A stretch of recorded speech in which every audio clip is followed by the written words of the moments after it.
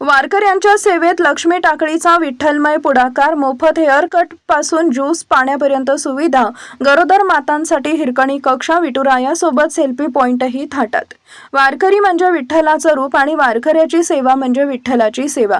ही भावना मनात ठेवत पंढरपूर तालुक्यातील लक्ष्मी टाकळी ग्रामपंचायतीनं आषाढी वारीत वारकऱ्यांसाठी अनोखा सेवा यज्ञ उभारलाय.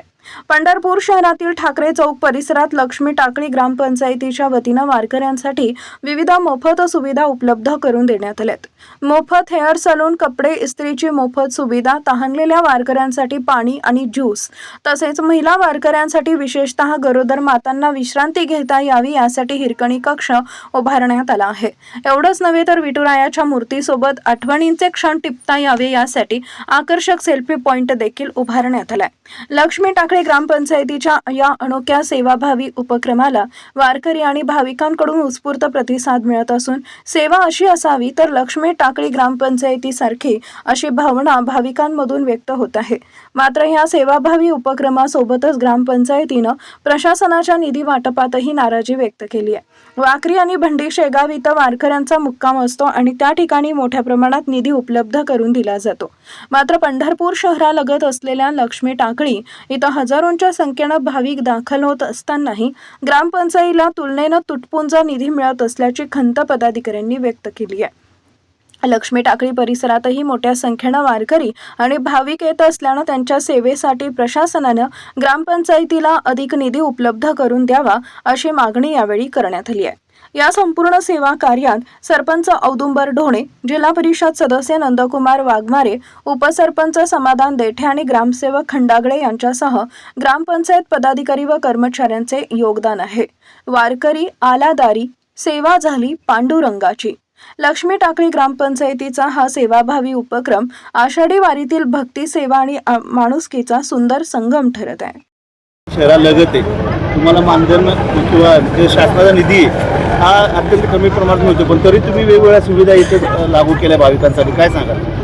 मी आपल्या लक्ष्मी टाकळी ग्रामपंचायतीच्या वतीने हेच सांगू शकतो की बाबा आपल्या ग्रामपंचायतला जो काय निधी पाहिजे शासन त्या स्वरूपात देत नाही.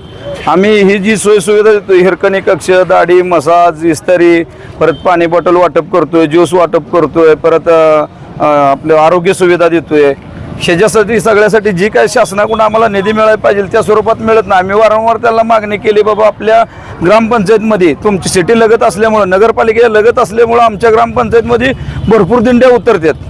जवळजवळ लई काय नाही म्हणलं तर 150 ते 200 दिंडी आमच्यात उतरते. त्याची सोय सुविधा द्यायसाठी मुरुम टाकला पाहिजे, मंडप मारला पाहिजे त्यांना. ह्या खर्चासाठी शासनाकडून मागणी वारंवार केली शिवसाहेबांना, ह्याला त्याला पालकमंत्र्यांना. संडास ही ते बऱ्यापैकी आपलं स्नान स्वच्छता गृह बसवायचे, ही ते सगळे बऱ्यापैकी सोयीसुविधेसाठी भरपूर खर्च करायला लागतोय. शासन त्या पट्टीत आम्हाला निधी देत नाही. आता किती जर पाठपुरावा केला तर त्यांनी 6 लाखात आमचं गाव बसवलं. आता जो काय निधी नगरपालिकेला येतोय त्याच्यातला निम्मा निधी तर कमीत कमी आमच्या लक्ष्मी टाकळीला द्यावा असं आम्हाला वाटतं. या लय काय नाही, 12 लाखाचाच टप्पा त्यांच्याकडे मागितला होता, पण त्यांनी तेवढा सुद्धा आम्हाला दिला नाही. किती दिलं नाही? आम्हाला फक्त 6 लाख रुपये निधी दिलाय त्यांनी ग्रामपंचायतला. आम्हाला पदरमूळ करावं लागते का? आम्हाला पदरमूळ ग्रामपंचायतच्या ह्याच्यातनं ग्रामनिधीतनं ह्याच्यातनं आम्ही ही खर्च वरचा भागवतो. या 2026च्या आषाढी वारीत आम्ही मागणी बऱ्यापैकी केली होती त्यांच्याकडे, पण त्यांनी काय आम्हाला तसं केलं नाही. म्हणले नाही, नोंद नाही म्हणले तुमची, एवढी देऊ शकत. सुविधा दिल्या तुम्ही? आम्ही आता हिरकणी कक्ष दिले लहान मुलासाठी, मातांना स्तनपान करायसाठी, परत इस्त्री, कपड्याची इस्त्री, दाढी, कटिंग मोफत, परत पाणी बॉटल, ज्यूस वाटप, परत अजून फराळीचं उद्या करणारच आहे आम्ही सगळ्या दिंडीला. परत आरोग्य सेवका सगळेजण आरोग्य सेवा बी दिलेली आहे मोठी. शासनाला आमची एवढीच मागणी आहे की बाबा त्यांनी आम्हाला जास्तीत जास्त निधी देऊन आमच्या स्वच्छतेसाठी, आता ह्याच्यात आम्हाला हाही मुरुम टाकून तेवढा सुद्धा खर्च भागला नाही, पण आता जी स्वच्छता करायची आहे, परत दिंड्या गेल्यानंतर जी स्वच्छता असते त्याला सुद्धा एवढाच खर्च आहे. शासनानं त्या पद्धतीत आम्हाला काहीतरी विचार करून थोडा निधी द्यावा. वरचीवर दिंडीची वाढ ही चालूच आहे. गेल्या वर्षी 100-125 होत्या, ह्या वर्षी 150-200 झाले. ते आता आमच्याकडे वारंवार दिंडी मालक येतात, भेटतात आम्हाला इथं जागा द्या, तिथं जागा द्या. ती आली की आम्ही JCB ट्रॅक्टर देतोय, त्यांना साफसफाई करून देतोय. तुमची शासनाची जी संडास बाथरूम आलेत त्यात काय आम्ही 300ची मागणी केली, त्याने आम्हाला 200 दिलेत, पण ती आम्हाला कमी पडते म्हणून आम्ही अजून त्यांना 550 आम्हाला अजून पाठवून द्या अशी मागणी केलेली आहे.